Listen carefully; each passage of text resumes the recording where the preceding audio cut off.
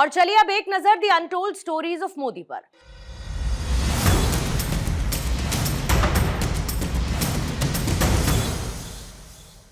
जब हमने स्पेस को लेकर अपना स्टार्टअप शुरू किया तो सिर्फ 5 साल का समय लेकर हम चल रहे थे, लेकिन प्रधानमंत्री नरेंद्र मोदी जी से मिलने के बाद हमारा हौसला बढ़ा और हमने 50 साल के विजन को लेकर अपना काम शुरू किया। ये कहना है राजस्थान के हितेंद्र सिंह का। The untold stories of Modi में ऐसी ही एक अनसुनी कहानी हितेंद्र सिंह की जुबानी। राजस्थान के पाली डिस्ट्रिक्ट में एक छोटे से गांव भिटवाड़ा से बिलोंग करता हूँ, जहाँ पे सारे किसान परिवार के लोग हैं। तो मैं ऐसा पहला पर्सन था जिसने स्टार्टअप और स्पेस के बारे में एक साथ सोचा। तो स्पेंट्रिक हमारा स्पेस टेक स्टार्टअप है, जहाँ पे हम लोग रीयूजेबल रॉकेट्स के ऊपर काम करते हैं। जनरली क्या होता है कि रॉकेट लॉन्च होता है, उसके सारे पार्ट्स ओशन में गिर जाते हैं। और वहीं पे हमने सोचा कि क्यों ना हम रॉकेट के दोनों स्टेजेस को, फर्स्ट स्टेज सेकंड स्टेज, दोनों को वापस नीचे लाए और उसको फिर से फ्लाई करें।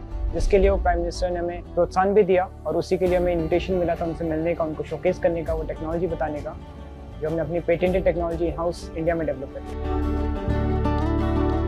नेशनल यूथ डे के दिन विकसित भारत यंग लीडर्स डायलॉग के इवेंट में दिल्ली में भारत मंडपम में हमें इनवाइट किया गया था। तो वहाँ हमें पता चला कि 3000 एंट्री में से 10 स्टार्टअप को सिलेक्ट किया गया था, जिससे मैं स्पेस सेक्टर को रिप्रेजेंट करा था।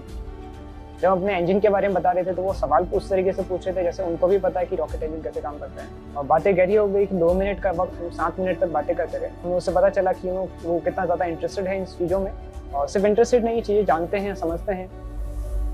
पहले हमारा प्लान था कि हम आने वाले 5 से 10 सालों में धीरे धीरे शुरुआत करेंगे, हर एक साल 1 या 2 रॉकेट से स्टार्ट करेंगे। लेकिन जब हमने देखा कि विकसित भारत 2047 तक उनका प्लान है ह्यूमंस को मून पे ले जाने का इसरो के साथ, तो वहीं पे वो चाहते थे कि प्राइवेट सेक्टर पीछे ना रहे। तो उन्होंने हमें ऐसा चैलेंज दिया कि आप 50 रॉकेट लॉन्च करो। तो उन्होंने हमारी भी आंखें खोल दी कि किस तरीके से हमें सिर्फ कल का नहीं सोचना है, बहुत आगे दूर तक का सोचना है। हम 5 साल का सोचे थे, उन्होंने हमें 50 साल तक के आगे का विजन दिया। जब सबसे पहले हम अपना रॉकेट इंजन बना रहे थे, हम सबसे पूछ रहे थे कैसे करें। कुछ लोगों ने सजेस्ट किया कि आप स्टार्टअप इंडिया सीड फंड के थ्रू अप्लाई कीजिए, जहाँ पे गवर्नमेंट आपको ग्रांट देगी आपका रॉकेट इंजन बनाने के लिए। हमें लगा था कि जब हम अप्लाई कर रहे थे, सब कह रहे थे कि आप कॉलेज के फर्स्ट ईयर में हो, मिलते मिलते आंसर आपको कॉलेज पास आउट हो जाएगा, 3 साल लग जाएंगे। हमें 3 दिन में वो मिला और हमने 20 लाख रुपए की बात करी कि हमें 20 लाख में रॉकेट इंजन बना के खुद टेस्ट करना है, और हमें पूरे के पूरे 20 लाख मिले। उससे दिखता है कि सिर्फ उनकी बातों में वो तेजी नहीं है, बल्कि उनके काम में भी है। उसका लाइव एग्जांपल मैं खुद हूँ, जहाँ पे उन्होंने हमें सपोर्ट किया था स्टार्टअप के फॉर्म में, स्पेस सेक्टर के फॉर्म में। प्राइम मिनिस्टर ने इन स्पेस को इनॉग्रेट किया था। उस वक्त उन्होंने एक लाइन कही थी कि there should be no space between a common man and space science.